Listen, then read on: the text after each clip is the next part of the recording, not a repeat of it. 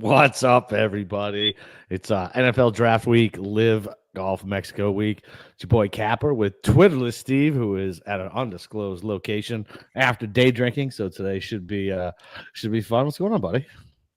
We were talking before the show, and I like when we do course previews. Andy and I kind of think a lot alike on a lot of stuff, but I'm thinking, depending on how tonight goes, maybe I should just always get day drunk and drink a bunch of wine and beer before this, and give a drunk take on all the golf courses that we play on the PGA Tour. We'll see how it goes tonight. I'll try and keep it together. I was talking to somebody in the Discord earlier about how I was going to make a case for a golfer, and I had made the case sober, and I'm going to try and relay it a little drunk tonight. But yeah, we'll see how it goes. Great to be doing a podcast with you tonight, Boston Capper. Yeah, you too, buddy. Yeah. So I don't know if I can let you do that on Sundays because usually I'm the one drinking. So I don't know if I can give that. I guess I can give you the Sunday show if I still get the Tuesday show. I guess I can make that for you. There you go. Well, before we get to Live Mexico, though, do you have any sort of apologies for me after slandering me for only betting golfers who are losers, can't win, who apparently you tried to make the case that this guy will never ever win again in his career? How about you just address the audience right now about your deepest sympathies for trying to tell them to not listen to me to bet Justin Thomas to win the RBC Heritage and to listen to you about how he's such a loser that will never win again. So how about you address that to everybody right now? Congratulations. JT beat Andrew Novak at a putting contest with a field of 70 players. What a dominant performance from a gutless fucking loser. Yeah, I mean, whatever, dude. He shot a good round Thursday. Literally watching him win makes me not like golf. Like, it legitimately, it's like watching like my team lose like the Super Bowl. Like, I don't listen to sports radio for like 2 weeks. Watching JT, that smarmy little cocksucker, like win just makes me so unhappy. Like, it's like guys like him who make golf tough to watch for me. Like, I just don't like him in the slightest. And yeah, I mean, look, he played well on Thursday. Everybody else spit the bit on Sunday. I mean, whatever. It was a typical, he was 10 under on Thursday. What was the final score? 14 under? So he shot 4 under. 17 under. Yeah. So 7 under for the next 3 days. Like, yippee. And he won. He beat Andrew Novak. And it was 100% a putting contest. So whatever. Congrats. You cashed your JT ticket. You soulless man. Listen, I mean, I went on Tap and Birdie on Sunday, and we were actually talking about Andrew Novak possibly being part of the Ryder Cup team on Sundays. He's been playing good. He warrants it. He's been a solid American. No, I did have a couple Coronas that day because we had just been on a 2-day road trip. We stopped in Maryland first with the kids, 2 kids under 5, and then we made the mistake of. So a couple of months ago, we thought this was a great idea, where we're like, you know what? Why don't we spend a night in Virginia Beach? Just a pit stop. It's good for the kids and everything. Well, we didn't realize that. Well, we forgot that it was Easter weekend, so it was literally jammed. And the hotel we stayed in did not have a parking lot, so I stayed in a I'm going to put quote unquote overnight parking place, to where essentially I was negotiating with the guy about how much overnight parking was, because I don't think it was an actual overnight parking place. So I was very worried my car was not going to be there in the morning. But no, we broke up in 2 days. It was very stressful. But once we got to the beach house, we jumped in the pool. It was all relaxing, got beers, and I enjoyed. Justin Thomas ends up winning. So that was very nice. 4th outright of the year. Dunked all over you for that. And we carry on to an off week with the PGA Tour, but we have stuff with Live this week, and we'll see if we can keep it rolling. Yeah, I'm not very excited about golf this week, like at all. Like, maybe I'll tune in to Live, maybe, because I'll probably throw some shekels on it. But yeah, it's tough to follow the Masters up with a JT win to try to make myself watch golf. And then I know I'm gonna be upset on Thursday night when the Patriots draft some alligator arm tackle who's actually a guard at number 4. So I just know how the week's gonna go. Well, I mean that's on Thursday. We have a very special show on Thursday to cover the NFL draft. Wait, am I the only one excited for Chapultepec coming back in our lives? Is that really the case, or is just everybody kind of out on LIV that they don't care? Yeah, I mean, I've never particularly cared about LIV. All my guys go over there. I think I'm gonna watch it, and then I text you on fucking Friday. What the fuck thing is this streaming on? How do I get it?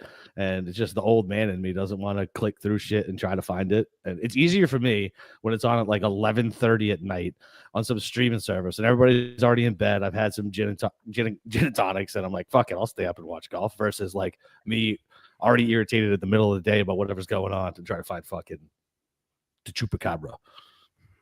Well, I mean, this is going to be on in normal, Eastern Standard Time hours. I think it kicks off at 12 Central this weekend, so you can definitely watch it. It's way better than the Zurich. I've been seeing people trying to bet that tournament, and good luck, guys. Why? I've seen people put out content. I'm like, who's tuning in to that awful event? Like, listen,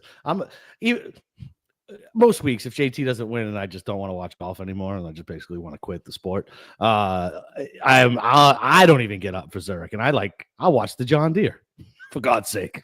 Yeah, I mean, this is my silent protest to not do any Zurich content because we don't have WGC match play in our lives anymore. But instead, they're like, all right, well, we got team golf and we got some alternate shot. No, give us exactly what we want. If you want to do like a team match play event, I am totally in on that. Yeah, fine. But exactly. Team stroke Not play stroke event, play. So hard out.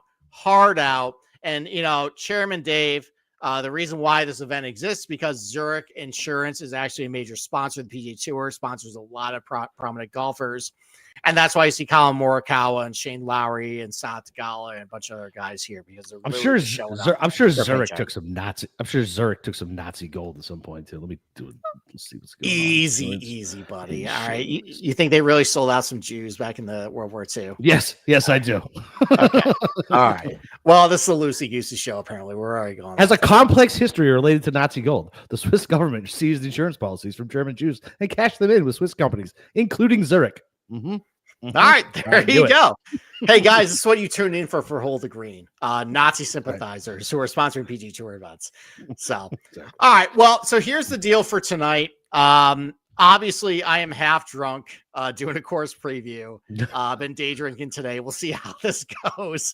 But the good news is that if I'm gonna do this is at a golf course that we have seen before. We've seen 4 years of this, and honestly, listen. Look, like I'm not saying it's a good golf course, but it definitely has produced some entertaining tournaments. It's produced some entertaining results. There's some really good winners, mostly winners of guys who have been on LIV. So that has definitely ginned up a lot of people as far as who they want to bet this week. But yeah, it's nice seeing at least on LIV a golf course that we have seen before that we actually can remember. And we can kind of pick guys that we think can do well instead of going to like what they did last year, like going to some random golf course in Nashville or Indianapolis or whatever. Like it's nice to actually go back here. And there's some good like stories and content from past tournaments here. So just to give a brief drunk overview of Club de Chapultepec. So this golf course was built in 1916. It's the Chupacabra, Steve. The Chupacabra. All right, that's what everybody else calls it. The Chupacabra. Yeah, the Club de Chipotle pack. And so it was built in 1916. So it was originally started by Willie Smith. And Willie Smith won, I think, the 1899 U.S. Open. And I believe Baltimore Country Club. But so after that, though, Scottish guy, he ends up becoming the head pro at the Club of Mexico City. I think the Mexico City Country Club. And for whatever reason, listen, like, all respect to Willie Smith's family. And I'm sure he was very dearly missed when he departed. But somehow living in Mexico City, he contracted pneumonia.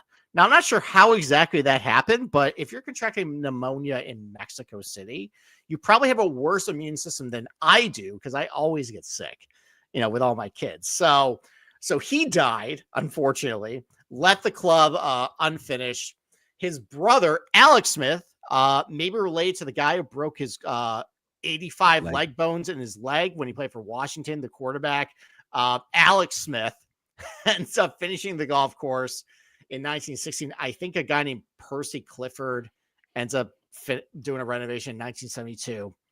So you got this golf club that is about 7,300 yards. Now, at 7,300 feet of elevation, obviously you have to account for that. So the true yardage of this place is probably more like 6,500, 6,600 yards because the altitude. It's a higher altitude than Castle Rock, what they just played at in Colorado. It's higher altitude than like Summerlin or Phoenix. A couple other golf courses that have some altitude with. So obviously you're looking for some carry distance. Some guys, you go back to past leaderboards, like Dustin Johnson's been really good here. Phil Mickelson, when he was hitting bombs, he's a former winner here. John Rahn's been really good here. Basically, guys who have a lot of driving distance tended to have more success at Chapultepec because I think they can, it's very tree lined, very narrow. You can cut some corners at this place. So, that's a little more predictive of success here. But the one thing I kind of noticed too, and fortunately enough, Data Golf has all the strokes gain data behind us for the 4 years.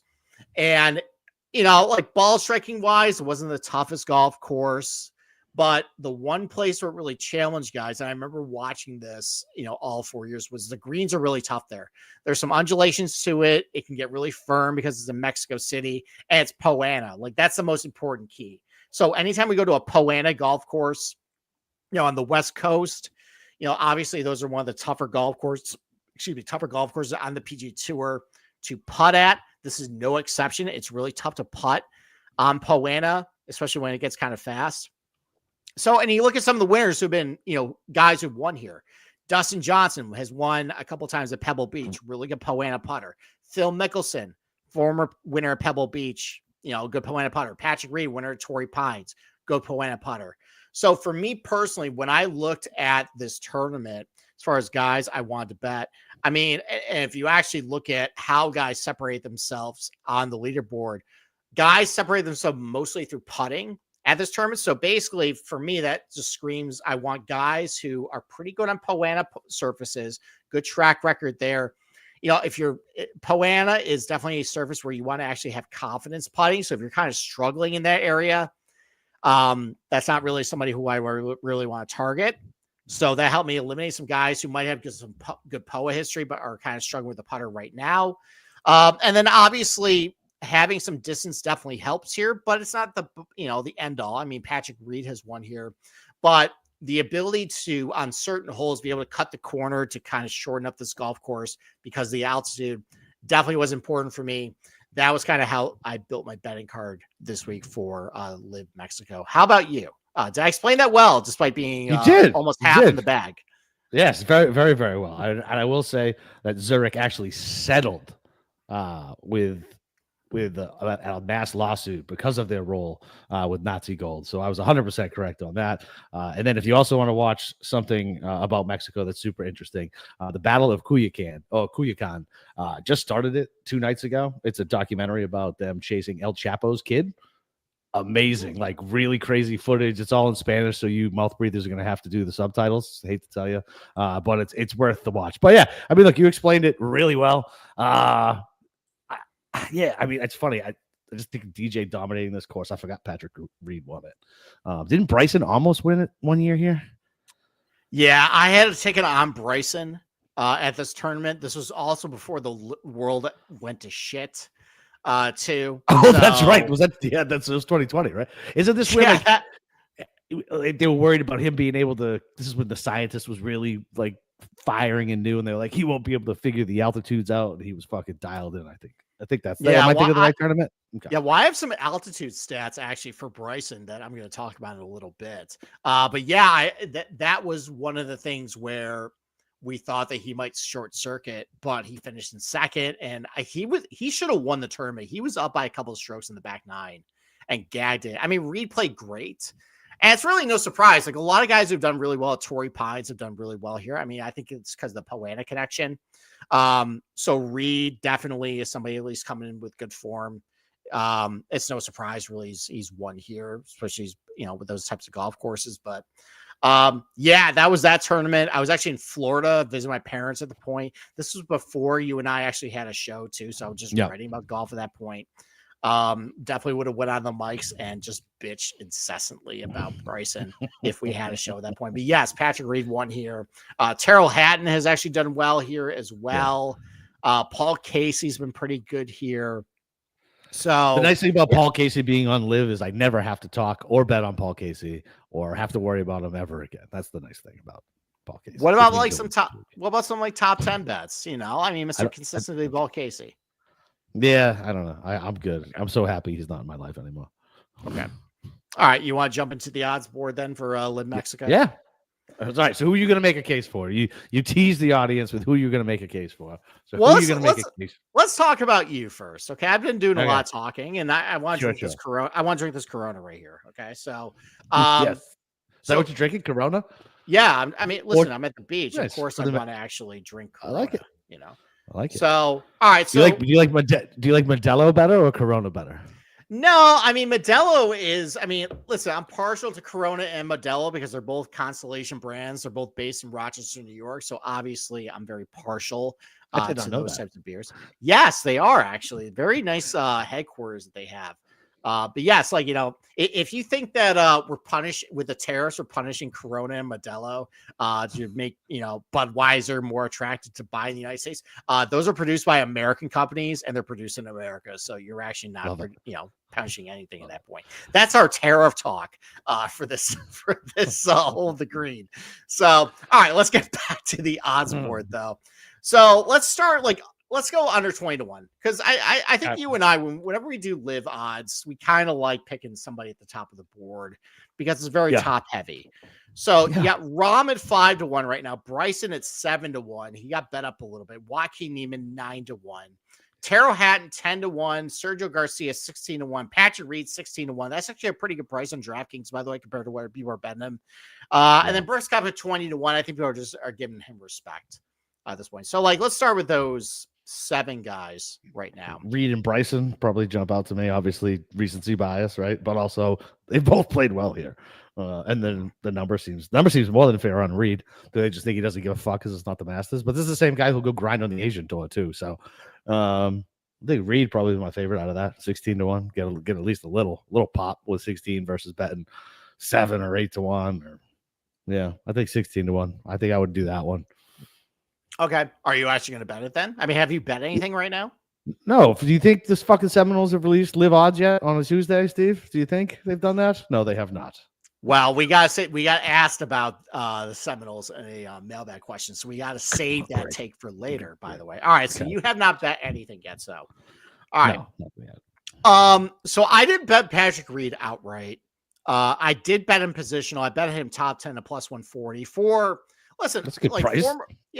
I think for a top 10, considering how well he's playing worldwide, how well he played the Masters, he's obviously had success here. Yeah, this is a golf course that favors distance, but as being predictable. But obviously, Patrick Reed has won Doral and Torrey Pines, so that doesn't really matter at the end of the day. So I just think he's just good at these types of places. I thought, considering his form, top 10 and plus 140 is pretty reasonable value, but I just didn't end up going that direction on my outright card. By the way, side note, when I get my outright cards as far as outrights, look, I treat these LIV events a little differently than what I usually do. Generally, I try and get about 7x, 7.25x on my outright card for PGA Tour events because I'm betting every single week. For LIV, I'm kind of just betting who I want. I don't really care about the ROI. So if I have a card that's a little maybe not in your favor, not your tempo, to quote one of my favorite movies, Whiplash, if I need to say that, is what it is. So the guys that bet my outright card is only 2, but it definitely is not getting the proper ROI as people would think. I don't really give a shit. I'm just betting who I want to bet at this point. So, but I did not bet Patrick Reed 16-1. I thought about it though. That's a really good number. I know guys have bet him like 12-1. That's fine. I have absolutely nothing against that. I've been top 10, so I think he's going to play well this week. That's fine for me. So nice. All right. So I thought long and hard about single bulleting John Rahm. Okay. Yeah. So it was plus 650. Got bet down to 5-1. I just can't do it though. Him struggling at the Masters with his driver, and there were some holes where it's obvious driving holes for him, and he was choosing 3-wood, or even when he pulled driver, he was hitting it way left, pulling it. There was one drive, I think on 15, that he just kept pulling it way left, and he's like, man, I just suck at driving right now. And who knows, maybe that could change in a couple weeks. But even though this does favor high driving distance, good driving, with the narrowness of this golf course and how tree lined it is, you definitely can get in trouble if you're not driving it very well. So I tried to look back at, maybe I go back to the top 10 for him. Unfortunately, the books have definitely gotten smarter about his top 10 price. No longer I can find a minus 150 on him for a top 10, just to bet a couple of units on it and get a guaranteed return, because he always finishes top 10. Now they're starting to price him minus 200, minus 175. It's a little rich for my blood, but if you bet him a single bullet, I don't hate it. I mean, he's a great POA putter. He's come second here a couple times, so don't hate it at all. I chose to go with somebody else at the top of the board, though. So that was just my cup of tea this week. All right. So who else you get at the top of the board? All right. So I bet Bryson. He was plus 850, and he's bet down to 7-1. You probably can find a plus 800 still on Bryson. Okay. So it's a couple reasons. One, my feelings are kind of caught up in all of this. I had Bryson in 2020, and he finished second. So if Bryson ends up winning this tournament and I'm not on him, obviously I'm going to want to, eat a side-eye capsule at that point. That's never any good. But from a golf course perspective, yes, he's not hitting his irons all that good. At least in tournament, iron play has not been, at least back then, has not been as impactful towards your strokes gained as other PGA Tour events. So it's de-emphasized a little bit here. It seems like just driving and putting, for the most part, definitely can separate yourself. Now, Bryson's overall POA history, I look back a long ways. At the beginning of his career, his POA putting was not all that good. It definitely improved the late stages of his PGA Tour career. I mean, obviously, I don't think they play any POA on LIV, so it's been a while. But at least towards the back end of his PGA Tour career, he was gaining strokes at Torrey Pines, obviously Winged Foot as well. That's POA greens.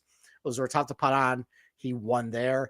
At Ridgewood Country Club, those are mostly POA greens as well. He won there. So his POA putting started to get a little better towards the tail end of his PGA Tour career. So I at least know he can do it there.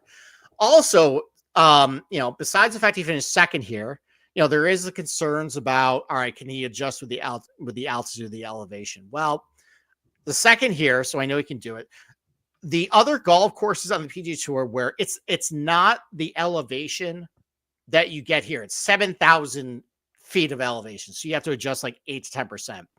But the other golf courses on the PGA Tour where there actually is some elevation considerations, like TPC Summerlin on Las Vegas, or Scottsdale, or even Greenbrier, which is actually at 2,100 feet of elevation, which he won on LIV.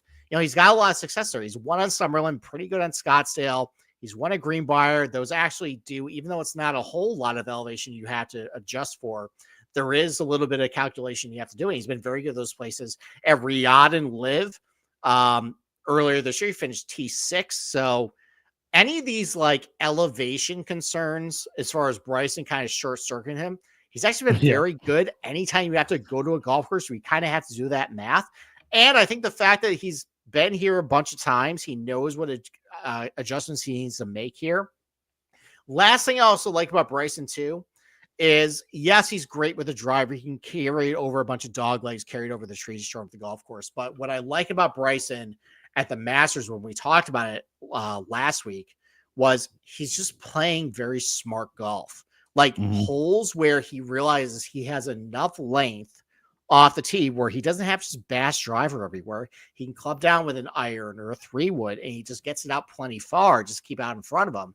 I like how he's starting to pick and choose his spots off the tee, and he's playing a lot smarter golf. And I feel like at this place, he can actually go here and be like, all right, like I have a bunch of elevation and altitude to help me right now. I don't have to hit it 350. I can get a great position off the tee to hit it 300, 310 by clubbing down and have a lot of short irons in all these greens. So I bet Bryson plus 850. I like that. I just like him this week.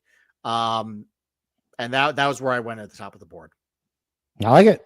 Fine. It makes sense to me. I mean, yeah. I mean, it makes sense to me. We take a look at who the best players in the field are. I mean, it's 8-1.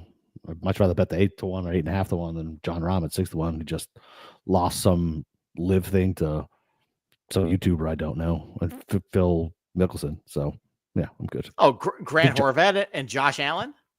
Yep. Is it just because Josh Allen's a Buffalo Bill and you just hate Buffalo Bills? No, I don't even hate Buffalo. You know, I don't hate Buffalo. They're the lovable losers, man. I wanted them to beat Kansas City with every fiber of my being last year. All right, well, my buddy Jay will definitely appreciate that.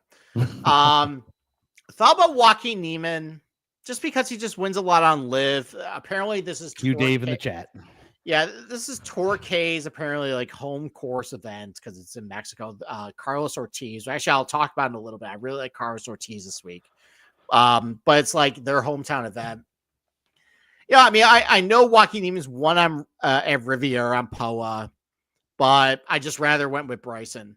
Yeah, you know, at this golf course. So, so I didn't bet Joaquin Niemann. Thought about Terrell Hatton as well because he's had a lot of success here. Not putting it all that great though. He didn't even putt it all that great at the Masters. No, so he did not.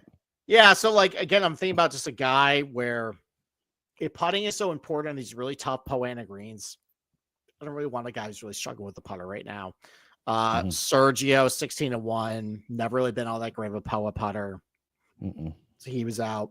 Patrick Reed, I already mentioned, bet him in the top 10. Yep.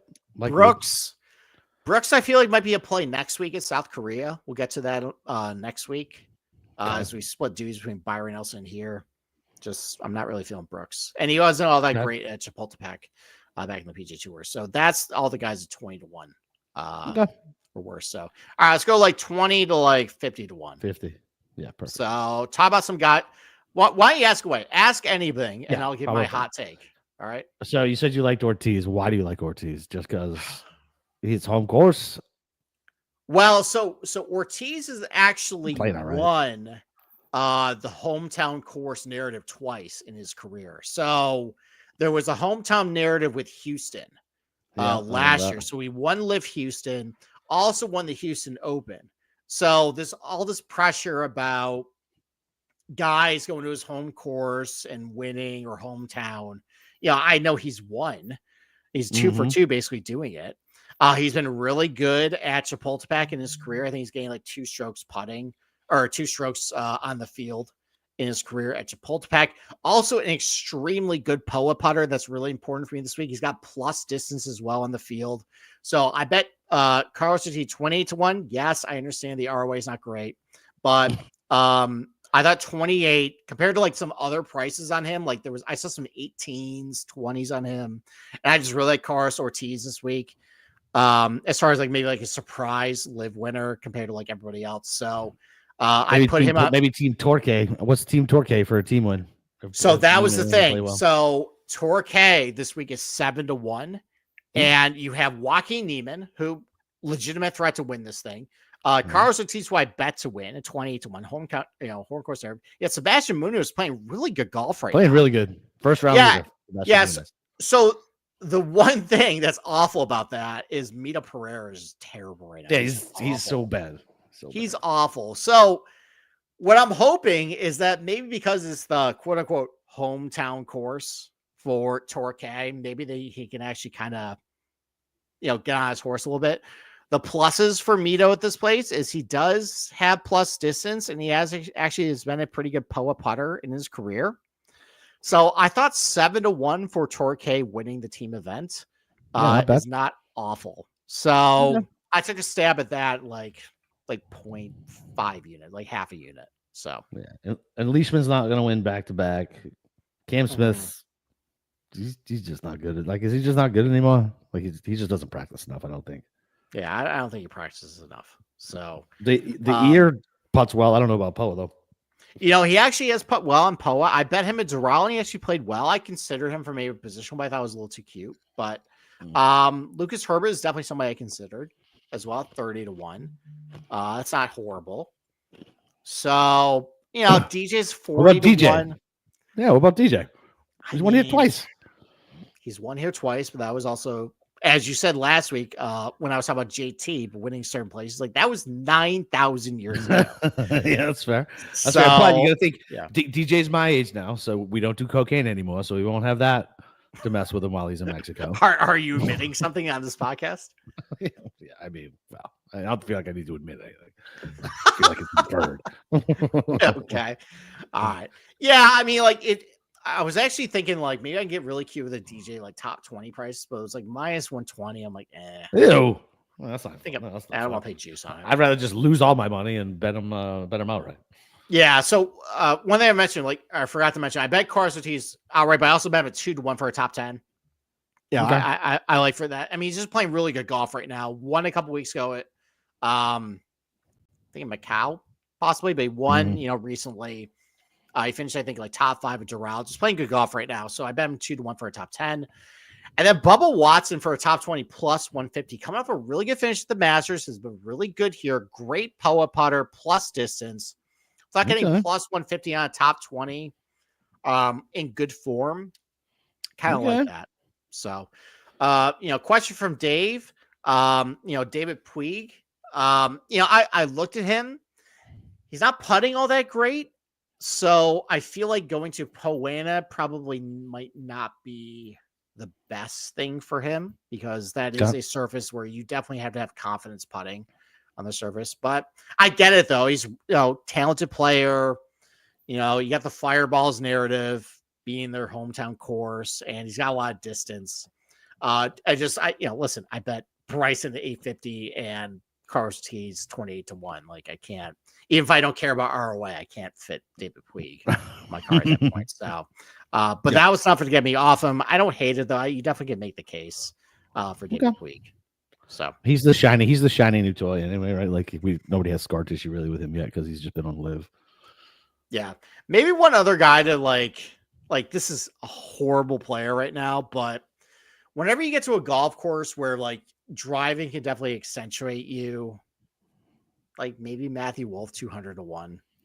I don't know. Just throwing. Maybe I've had too much Corona at this point. You've had too many Coronas.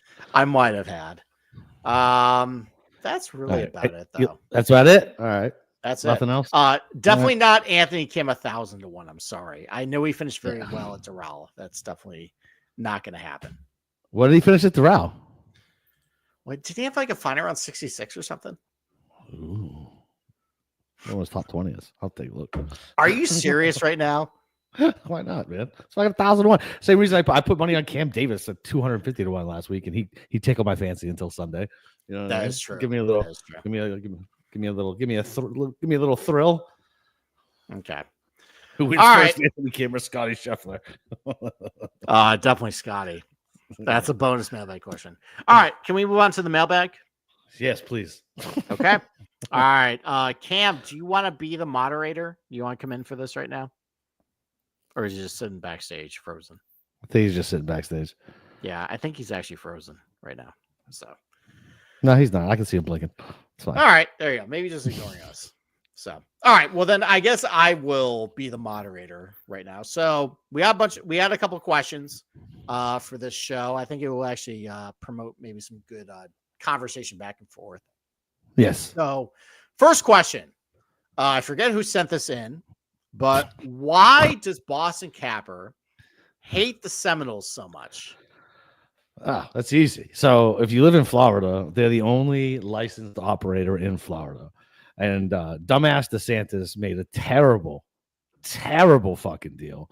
So he's taxing them at like 13 or 14% versus what like New York does. My dogs are going nuts. Sorry, the kid's getting home from gymnastics.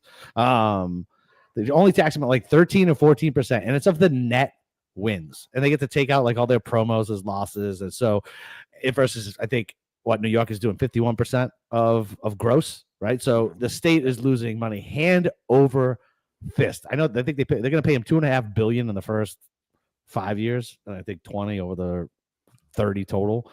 But they're the only operator that's going to be here for 30 years. They make me pay juice like they're getting taxed at 51%. No competition, just Spurs, just dog shit, everything. Their casino stinks.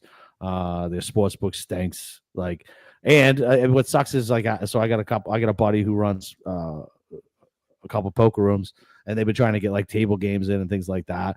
And if you want to play table games in Florida, you got to go to Tampa, or you got to go to Hollywood, because they got to lock on that too. Even you go down to Miami, the Miccosukee Casino, they only have poker, and they had no craps, no roulette. And it's just they have a lock on everything, and it's ridiculous that such a small percentage of people in Florida get it. And I get why. Whatever.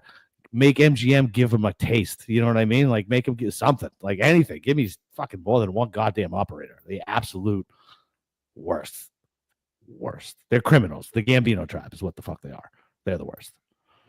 So when I visited my family in Florida a couple months ago. I forget which. It might have been Torrey Pines week for the farmers. And I was like, all right, I'm down here. Maybe I'll deposit a little bit. So I never actually looked at Hard Rock, any of the odds. And literally all you have is like, you have some head-to-head matchups. You have some 18-hole, like, three balls. That's really about it. And the prices are awful. Like, it's like minus 120 both ways for a matchup. I'm like, I'm not even going to bother depositing this shit sports book right here. The absolute worst. So, and actually, my dad is actually texting me right now. He says, I agree 100% with Boston Capper. DeSantis only got $80 million in license fees, versus New York State got $500 million in licenses. Kudos to New York State. One of the most socialist, states in the America. And for whatever reason, they promoted free market for gambling, where these guys actually they brought in 4 different operators, and they all actually have to compete with pricing for each other. That actually is pro-consumer. So great. I'll take it. I wish that they would actually take the gambling revenue and actually fix our roads, but that's a different story. So, yeah. That was an easy one. All right, what's the next question? What do they got? All right. So next question, this actually is directed for me. Okay. Is, how did Twitter Steve become Twitterless Steve? And I don't think I've actually told this story on air. I've alluded to it, but I've actually never went into full in depth here. And my health has actually been drinking, so I actually get really into it. So if you guys have been following me for a long time, I've been doing golf content since 2017. I've been writing about it, and a lot of went into that was a lot of self-promotion. You have to go out, tweet your stuff and tweet stuff and try and get engagement, try to get likes and all this stuff. Well, around 2020 or so, early 2020, maybe late 2019, I just become a new dad, and but I was still trying to promote my stuff, and I just wasn't using Twitter in a very healthy manner. I was kind of obsessed with it. I was kind of obsessed with who was going to comment, who was going to what things I could get out there to get likes and retweets and all this stuff. And it just wasn't a very healthy manner I was using social media at that point, getting away of being a dad and being a good husband. So, early in 2020, right around Lent, by the way, conveniently enough, I said, you know what? Why don't I just deactivate Twitter for a little bit? At SGPN, our former place where we did content, obviously they have a social media team. I could just rely on them. Yep. Well, a month after I had deactivated Twitter, some very interesting things happened in the world. Something called COVID-19 happened.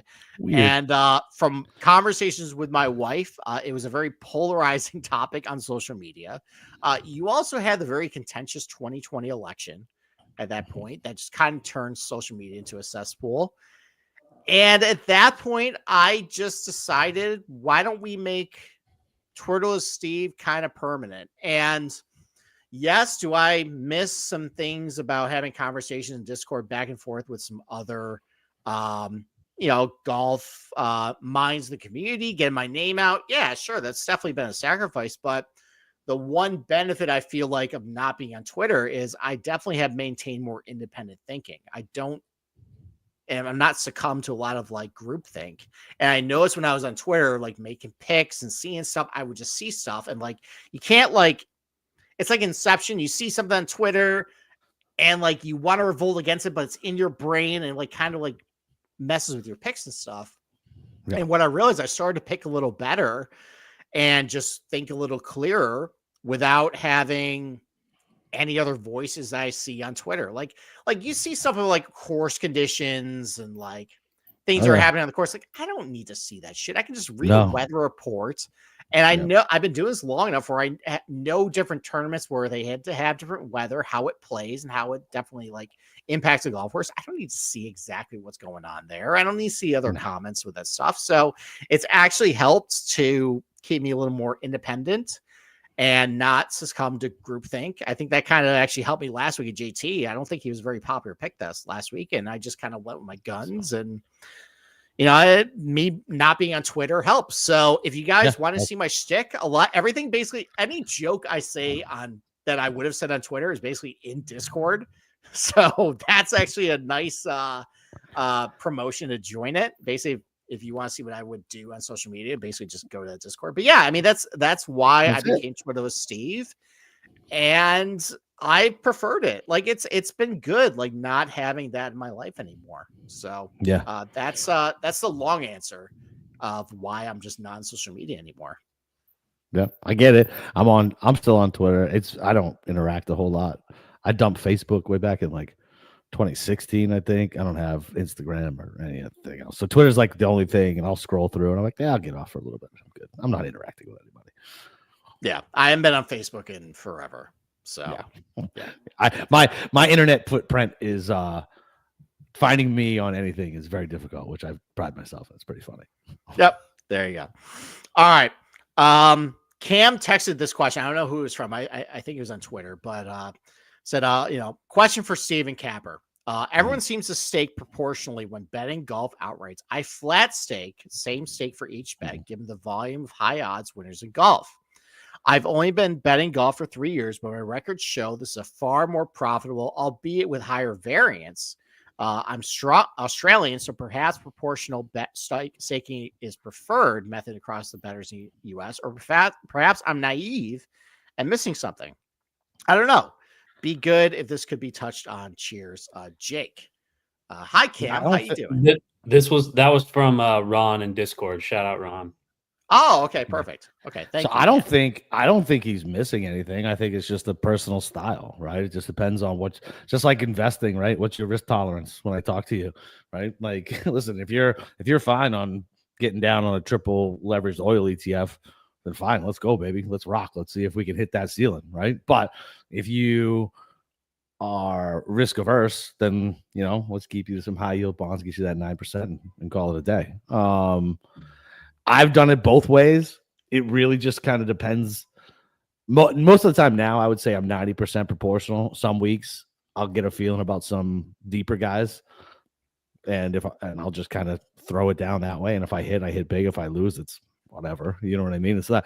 I'm not betting thousands of dollars on these fucking outrights, so it's really not that big of a deal.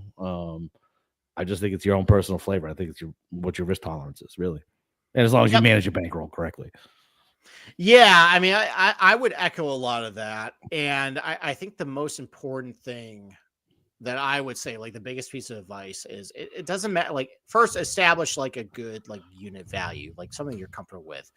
But something is always stuck in my head, and it's actually related to fantasy football. I love football guys. I love listening to like Sigmund Bloom. And they talk about like draft strategies. Like, should you go running back heavy? Should you go like, zero RB?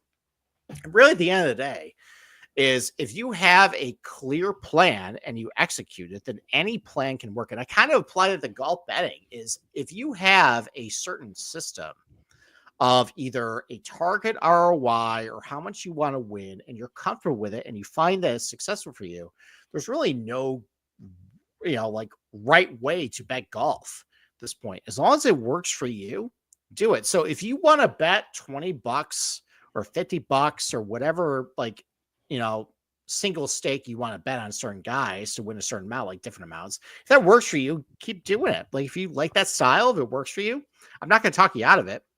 Now, for me personally, like, we talk about the higher variance in a style like that. I don't like a lot of variance. So I tend to just look for betting. Usually it's about 8 3/4 units for a total win on a outright. And what that does for me, it helps me kind of stay disciplined and know, like, okay, I can only fill my card about like 1 and like 1.1 units to get like my 7x, 7.5x at that point for my return. So I tend to stick with that just because it keeps me disciplined, and I know consistently every single week what I need to do and how much I can fill my card. But if it works for you, if you want to just bet a bunch of guys, at like $20 a stake and whatever ROI you're comfortable with, do it. Like at the end of the day, as long as you are betting amounts that you are financially responsible and you can hit your head on the pillow and go to sleep knowing you lost every single bet and you're fine with it, then you're doing it right at the end of the day. That's all I really care about. So it's when you start getting over your head and start gambling stuff that you can't really afford, you start waking up at night stressing about it, that's when you need to stop and maybe reevaluate either A, is gambling for you, or B, maybe reevaluate what you gamble on and how much you gamble. So, but if it works for you, that's all I got to say about that. And then stats at 9% in high yield bonds, laugh out loud. I mean, I get it, man. They're junk bonds. Like you can get 9% in junk bonds, I promise. Triple B, double B minus.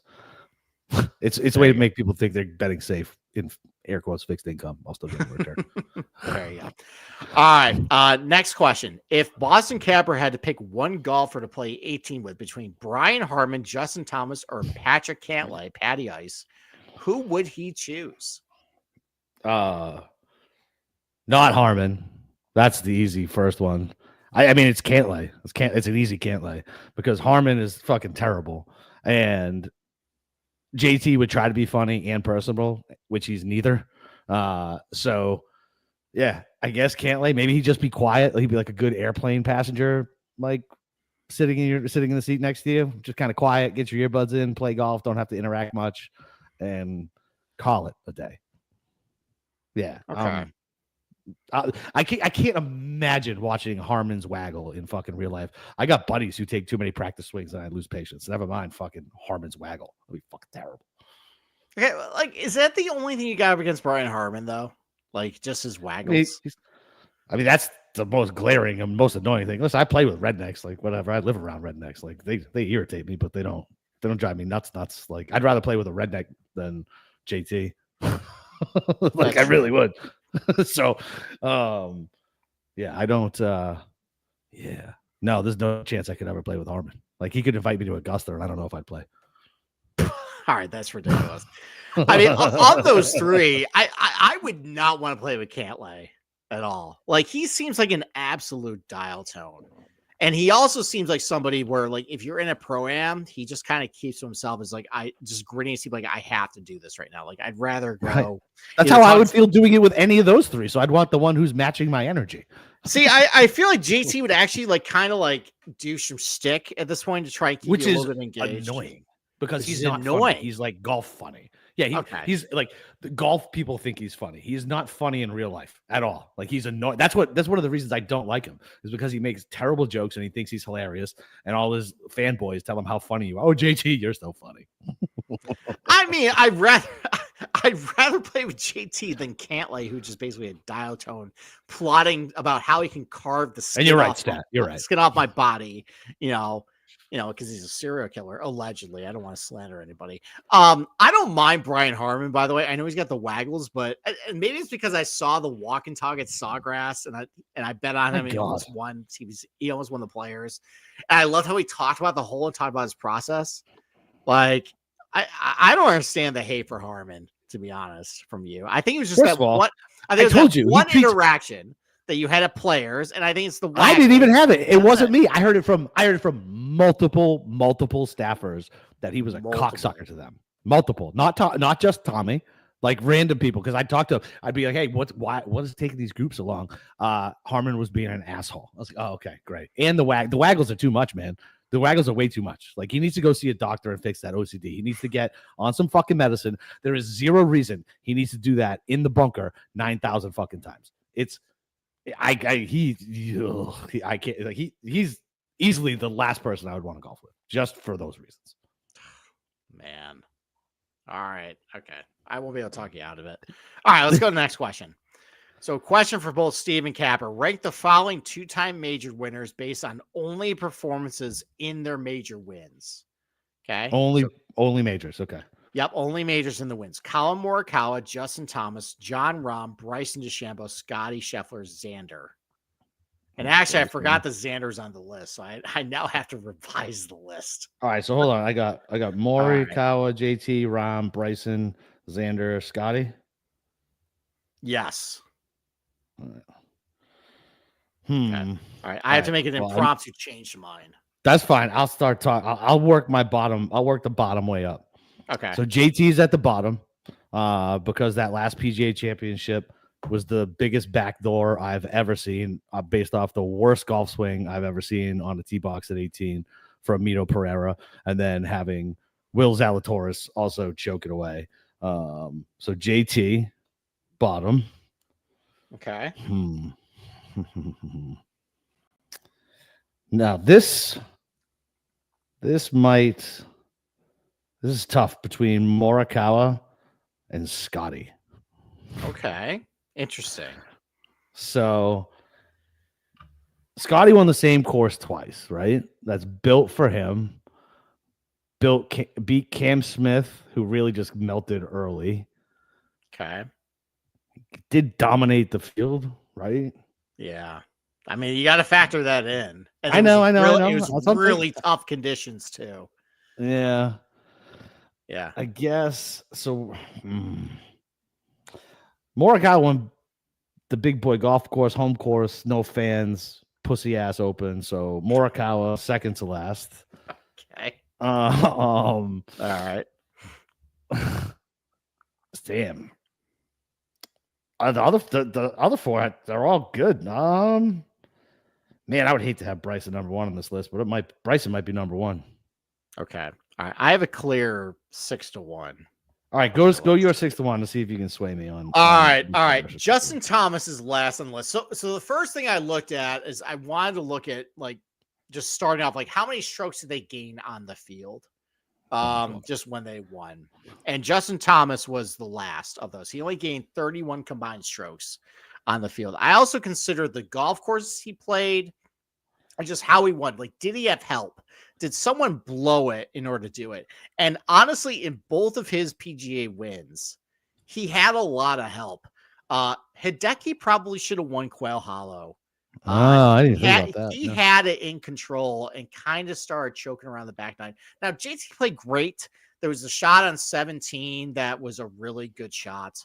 But JT had help at Quail. He definitely had help at Southern Hills. And it wasn't just Mito.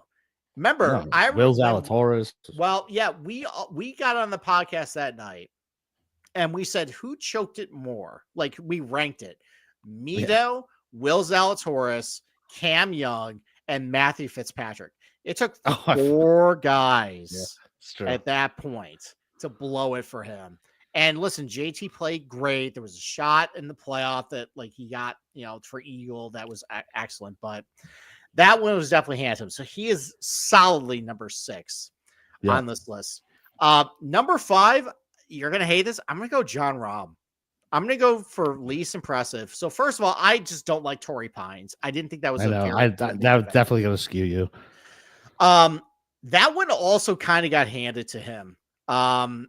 It looked like Bryson was going to win at a certain point, and then he just melted in the back nine. Rory also looked like he was going to win at one point. Brooks looked like he was going to win. And then Rahm played great in the back nine, but it took a lot of guys to kind of just melt on the back nine. And then that Masters, he won the first 2 rounds really easy, and Brooks just kind of faded on Sunday. Like Rahm was great on Sunday, but that's number 4 for me. I felt like Rahm kind of got handed at least like 1.5 majors. Like he kind of half earned it. Number 4, Colin Morikawa. So no one really challenged him at St. George's. You had Spieth, you had Louis, but otherwise, though, no one really made a really good charge on Sunday. What puts him ahead of JT and Rahm for me is, so you look at the TPC Harding Park leaderboard, and in my opinion, Harding Park is probably one of the worst PGA venues, but it was set up for bombers and distance. And Colin beat all of them because he drove it awesome. Like he beat DJ and Bryson and Matthew Wolf. And like, it was actually a very tight leaderboard.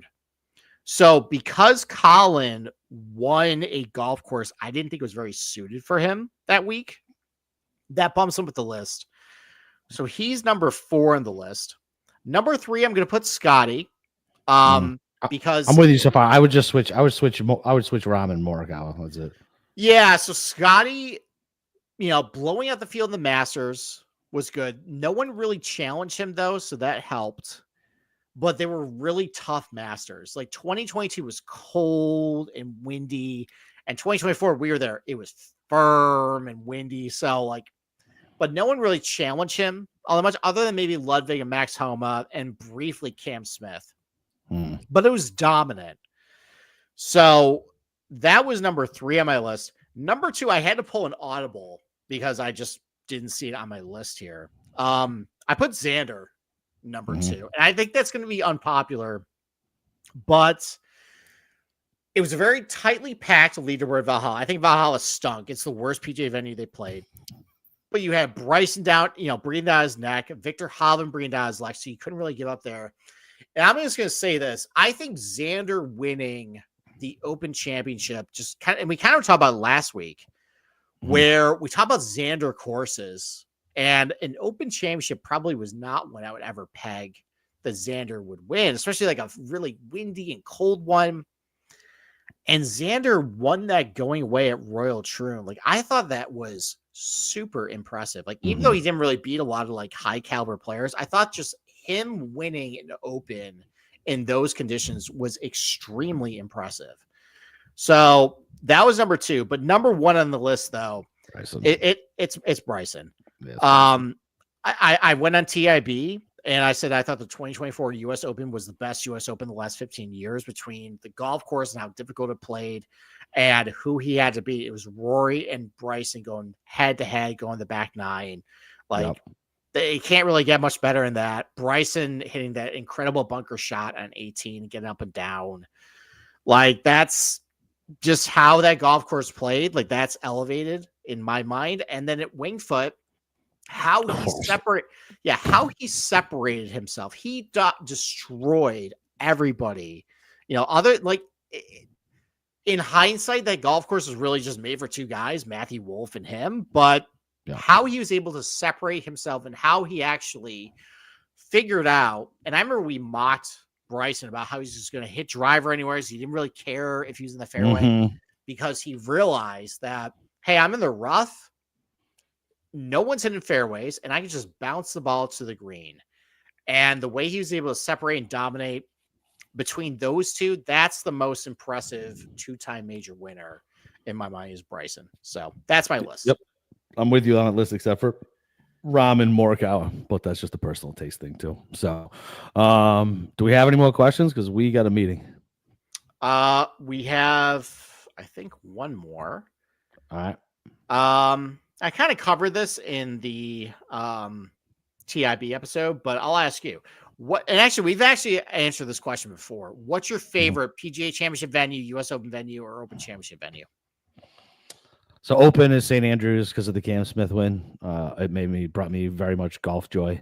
If it's not that one, Royal Troon was pretty fucking fun, man. I really like that course. U.S. Open. Excuse me. I'd say the country club, but Fitzy ruined that shit.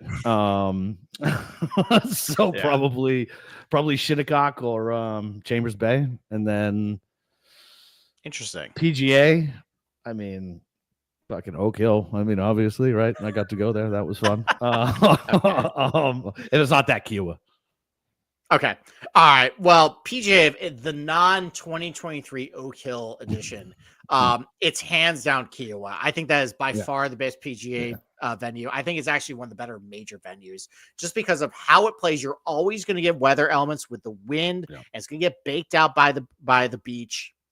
Like even with a 15, 20 mile per hour wind, it's going to play tough. And I love just how, and this will expand my conversation with my favorite open venue, of how the course kind of tells a story as far as has laid out. So like, depending on where the wind direction goes, if it's a north wind, for example, Kiowa, the first 5 or 6 holes is complete ball buster, but then coming into the first 9, so it ends up being a little easier. Then the first half of the back 9, because you got the wind, your back play is easier, but then it's a complete ball buster coming in. And when the wind switches, it basically is the opposite. We saw that play out at Kiowa. It was windy. It was tough. I love that setup. Yep. It was great. It's by far my favorite PGA setup, other than maybe, Oak Hill, but I'm biased. Favorite U.S. Open setup, I mentioned this in TIB. It's Pinehurst number 2 with how firm and fast can play with the greens. Like I just feel like you're a proper champion at that point. And the favorite Open Championship venue, I mean, obviously like St. Andrews and Carnoustie, I think are like number 1 and 2 as far as like golf courses. But like my personal favorite is definitely Royal Troon. I mean, I hope you guys saw the excitement in my voice when I talked about this Boston Capper last year about how to play in 3 acts. You got the first act, which is kind of like a gentle handshake into Royal Troon, where you got to score, got to go low the first 6 holes. And then it gets really funky and weird with the gorse and the out of bound, the railroad. Like a lot of car crashes that you got to kind of just hang on at that point. The next 6 holes, and then you have the last 6 holes that plays usually into the prevailing wind. That is tough but fair. It definitely creates a proper champion. It's tough holes, but it's fair. If you hit good shots, you're going to be rewarded, and that's why I love Royal Troon. I think it always stands up to all these guys whenever you play it. Like 2016 is my favorite Open Championship. Last year I thought was great. I love how it played. Royal Troon definitely is my personal favorite Open Championship venue. Well, so we're pretty in sync on those. All right. Well, like I said, we got a meeting to get to. So Thursday night we're doing a draft show. We'll have some special guests come through. If you like seeing me upset, Thursday night will be a place for you to see me upset. Steve could be upset. I'm hearing Shador's name again. That would make. Yeah, Steve I don't like that. I don't like that. I don't like that. So we might both buy. Well, let's put this. I guess if Steve's happy, I'll be upset probably, and if Steve's upset, I'll probably be happy. Yeah. So one of us will be upset probably, and then we'll have some people come through for their teams too. Probably the first a handful of picks anyway.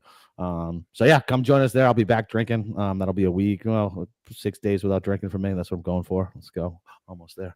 And so yeah, this was fun. Thank God for I don't have to cover this shit event. So I'm very happy for that. And Steve, I'll see you in the meeting, and then I'll talk to you on Thursday, fuckers. Bye.